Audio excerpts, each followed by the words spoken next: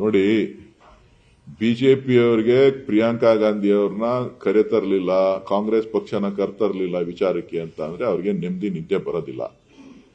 ಮೊದಲು ಕರ್ನಾಟಕಕ್ಕೆ, ದಕ್ಷಿಣ ಭಾರತಕ್ಕೆ ಹಿಂದಿಯನ್ನ ಏರಿಕೆ ಮಾಡಂತ ವಿಚಾರದಲ್ಲಿ ಅವರ ನಿಲುವುಗಳೇನು ಅದನ್ನ ಯಾರು ಟ್ವೀಟ್ ಮಾಡಿದ್ದಾರೆ ಅವರು ಸ್ಪಷ್ಟೀಕರಣ ಕೊಡ್ಲಿ. ಅವರು ಮೊದಲು ಹಿಂದಿ ಭಾಷೆಯನ್ನ ಕನ್ನಡಿಗರ ಮೇಲೆ ಏರ್ತಕ್ಕಂತ ಒಂದು ಪ್ರವೃತ್ತಿಯನ್ನ ಕೇಂದ್ರ ಸರ್ಕಾರ ಏನು ಮಾಡ್ತಾ ಇದೆ ಅದ್ರ ಬಗ್ಗೆ ಸ್ಪಷ್ಟೀಕರಣ ಕೊಡ್ಲಿ, ಅದ್ರ ಬಗ್ಗೆ ಅವರ ನಿಲುವು ತೋರಿಸ್ಲಿ.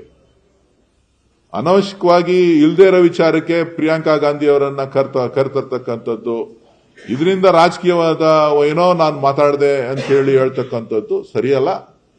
ಸೊ ಯಾರೇ ಇದ್ರೂ ಕೂಡ ಅವರವರ ರಾಜ್ಯ, ಅವರವರ ಭಾಷೆ, ಅವರವರ ಜಾತಿ, ಅವರವರ ಧರ್ಮ ಎಲ್ಲವೂ ಕೂಡ ಅವರವರಿಗೆ ಮುಖ್ಯ ಆಗ್ತದೆ.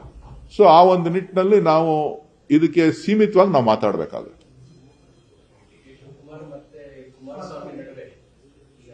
ರಾಜಕಾರಣದ ಅನುಭವದ ವಿಚಾರಕ್ಕೆ ಸಂಬಂಧಪಟ್ಟಾಗಿ ಜಟಾಪಟಿ ಶುರುವಾಗಿದೆ.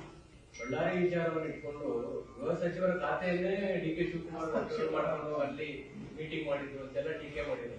ಕಬ್ಜೆ ಮಾಡಿದ್ರು ಅನ್ನೋದು ಸತ್ಯನೂ ಗೊತ್ತಿರ್ತದೆ. ಹಸ್ತಕ್ಷೇಪ ಮಾಡ್ತಾರೆ. ಕುಮಾರಸ್ವಾಮಿ ಇದನ್ನೆಲ್ಲ ಬಿಡಿ, ದಯವಿಟ್ಟು ಆ HMT ಅವರಿಗೆ ನ್ಯಾಯ ಕೊಡಿಸಿ.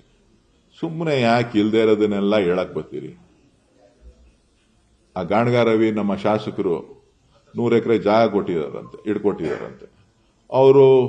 ಅವ್ರಿಗೆ ಎಲ್ಲಿದೆ ಅಧಿಕಾರ ಅಂತ ಅಂದ್ರೆ ಅವ್ರಿಗೆ ಅಧಿಕಾರ ಇದೆಯೋ ಇಲ್ವೋ? ಜಾಗ ತೋರಿಸಿದ್ದಾರೆ, ಸರ್ಕಾರಿ ಜಾಗ ಗುರುತಿಸಿದ್ದಾರೆ. ಅಲ್ಲಿಯ ಜನರಿಗೆ ಉದ್ಯೋಗ ಕೊಡಿಸ್ಲಿಕ್ಕೆ ನಿಮ್ಮ ಇಲಾಖೆಯಿಂದ ಏನ್ ಮಾಡ್ತೀರಿ ಅದನ್ನ ಹೇಳಿ. ಕೇವಲವಾದಂತಹ ಮಾತುಗಳನ್ನ ಆಡೋದನ್ನ ಬಿಟ್ಟು ರಾಜ್ಯದ ಹಿತವನ್ನ ಕಾಪಾಡೋದನ್ನ ಕಲ್ತ್ಕೊಳ್ಳಿ. HMT ಉದ್ಧಾರ ಮಾಡೋದಕ್ಕೆ ಹೇಳ್ತಿದ್ರಲ್ಲ, ಅದನ್ನ ಮಾಡಿ.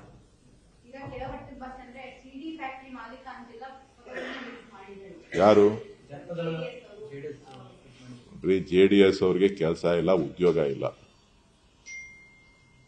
ಫ್ಯಾಕ್ಟರಿ ಎಲ್ಲ ಇದ್ದಿದ್ದು ಹಾಸನದಲ್ಲಿ, ಹೊಳೆನರಸೀಪುರದಲ್ಲಿ.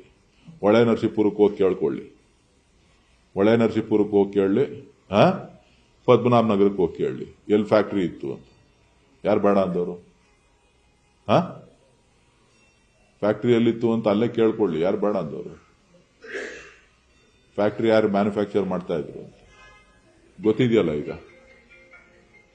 ಹೊಳೆನರಸೀಪುರ ಇನ್ನ ಬೇಕಾ? ಹಾಸನಕ್ಕಿನ್ನ ಉದಾಹರಣೆ ಬೇಕಾ?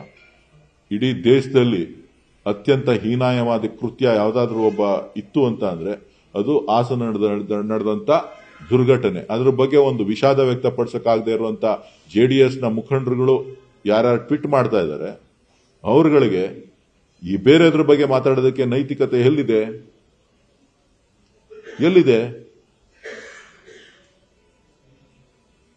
ದಯವಿಟ್ಟು ಅದನ್ನ ಬಿಟ್ಬಿಟ್ಟು ನಿಮ್ದೇನಿದೆ ನೀವು ನೋಡ್ಕೊಳ್ಳಿ. Thank you. ನಿರ್ಭೀತ, ನಿಷ್ಪಕ್ಷಪಾತ, ವಿಶ್ವಾಸಾರ್ಹ ಸುದ್ದಿಗಳಿಗೆ ಮತ್ತೊಂದು ಹೆಸರಾಗಿರುವಂತ News18 ಕನ್ನಡ ಈಗ ಆಪ್ನಲ್ಲೂ ಲಭ್ಯವಿದೆ. ದಯವಿಟ್ಟು ಇಲ್ಲಿರುವಂತ QR ಕೋಡ್ ಸ್ಕ್ಯಾನ್ ಮಾಡಿಕೊಂಡು ಆಪ್ ಡೌನ್ಲೋಡ್ ಮಾಡೋದಕ್ಕೆ ಮರಿಬೇಡಿ. ನಿಮ್ಮ ಬೆಂಬಲ ಹೀಗೆ ಸದಾ ನಮ್ಮೊಂದಿಗಿರಲಿ. ಧನ್ಯವಾದ.